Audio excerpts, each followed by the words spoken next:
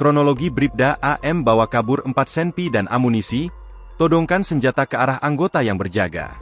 Seorang oknum anggota polisi anggota Kepolisian Resor, Polres, Yalimo berinisial Bribda AM membawa kabur senjata api laras panjang milik Kepolisian Republik Indonesia, Polri.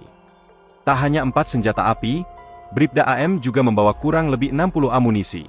Memang benar, anggota Polres Yalimo membawa kabur senpi organik Polri dan saat ini masih melakukan pencarian, kata Kapolda Papua Irjen Pol Matius D. Fahiri di Jayapura, Minggu, 9 Juni 2024. Menurut keterangan Polda Papua, Bribda AM membawa kabur 4 pucuk senjata laras panjang jenis AK dan puluhan amunisi pada Minggu, 9 Juni 2024, dini hari. Sekitar pukul 4 WIB, Bribda AM mendatangi Mapolres Yalimo yang berada di Distrik Eliem, Kabupaten Yalimo dengan mengenakan pakaian preman.